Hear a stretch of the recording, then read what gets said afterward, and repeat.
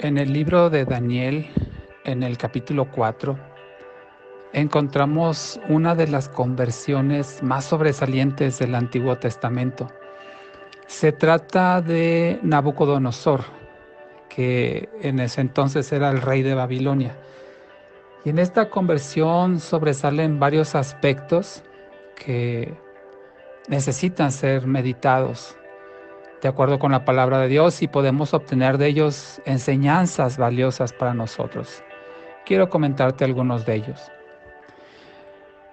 Nabucodonosor era el rey de Babilonia, que en ese entonces podríamos decir que era el imperio más grande y más poderoso de la época. Esto lo podemos ver en Daniel 4:4.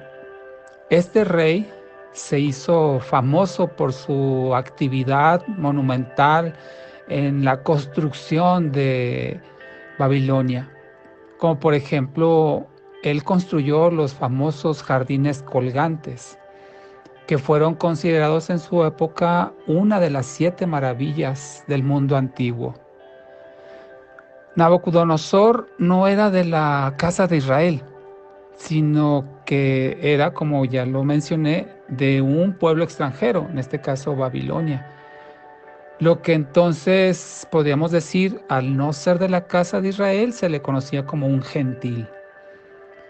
Y de hecho, algo sobresaliente también es que era un enemigo de Israel, porque había invadido a Judá y a Jerusalén, y en ese entonces, en la época de Daniel 4, el pueblo de Israel estaba bajo el dominio del pueblo babilonio, y en este caso cuyo rey era Nabucodonosor.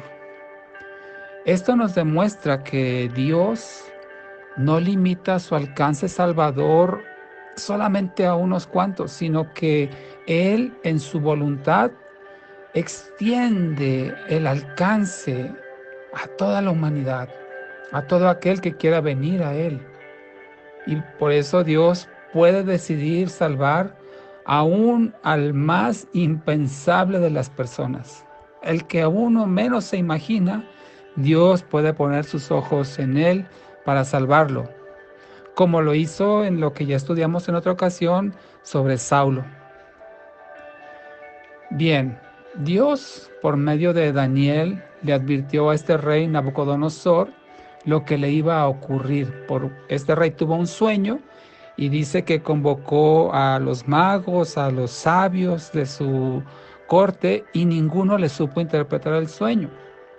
Entonces llamó a Daniel y Daniel, de parte de Dios, tuvo la revelación del significado de ese sueño, que repito, lo podemos leer en Daniel 4. Y Daniel le dijo lo que iba a ocurrir. Le dice en el versículo 27, por tanto, oh rey, acepta mi consejo. Tus pecados redime con justicia y tus iniquidades haciendo misericordias para con los oprimidos, pues tal vez será eso una prolongación de tu tranquilidad. Aquí Daniel, después de interpretarle el sueño a este rey, le dijo lo que le iba a pasar, que iba a ser enviado al campo con las bestias, que iba a perderlo todo, y por eso aquí le está dando una advertencia. Le dice, tus pecados redime con justicia, y tus iniquidades haciendo misericordias para con los oprimidos. Tal vez esto sea una prolongación de tu tranquilidad. Tal vez, le está diciendo Daniel, con esto evites el juicio que acabas de recibir en sueños.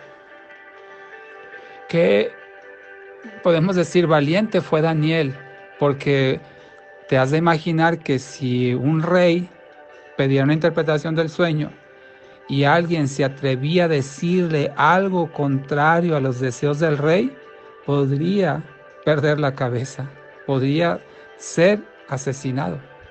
Y Daniel no se detuvo a decirle lo que Dios le había mostrado, aún en contra de la voluntad de este rey, aún a riesgo de perder la vida. Sin embargo, aquí vemos la misericordia de Dios, que oportunamente advierte de lo que puede sucedernos, no solamente a este rey, sino a todos, Nos advierte lo que puede sucedernos si no nos arrepentimos. Esto lo hace por medio de su Espíritu y su palabra. Tenemos que tomar conciencia de que Dios manda advertencias para que no pequemos. Sin embargo, podemos ver en esta historia del rey Nabucodonosor que él no hizo caso a la advertencia y 12 meses después de este sueño y su interpretación, él se seguía jactando de ser el rey del más grande imperio de la época. Se jactaba de lo que había hecho con Babilonia.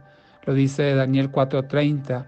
Habló el rey y dijo: ¿no es esta la gran Babilonia que yo edifiqué para casa real con la fuerza de mi poder y para gloria de mi majestad? No tomó en cuenta la advertencia de Dios. Y tristemente, muchas personas están así. Ya están advertidas del fin que tendrán los pecadores de acuerdo a la palabra de Dios. Y aún el Espíritu Santo trae convencimiento a sus vidas. Pero aún con eso hay personas que no aceptan el consejo de Dios. Como lo dice Proverbios 12:15. El sabio aprende y acepta el consejo, pero el necio cree que va por un camino correcto cuando no lo es. En el caso de este rey, su soberbia y su vanagloria le llevó a ser castigado tan severamente por Dios que le fue quitada la razón y su reino. Daniel 4:31 y 32. El rey hubiera evitado esa humillación de Dios si se hubiera humillado por sí mismo.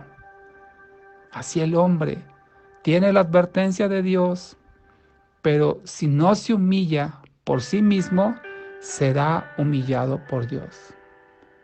Y qué glorioso sería que la persona pudiera evitar ese juicio tan tremendo.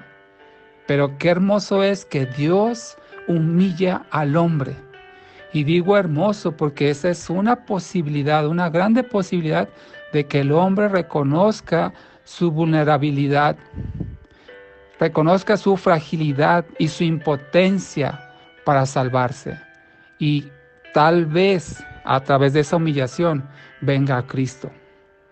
Pero aquel que vive enaltecido en su vanagloria, alejado de Dios, y si no es humillado, tal vez no reconozca a Cristo como su Señor.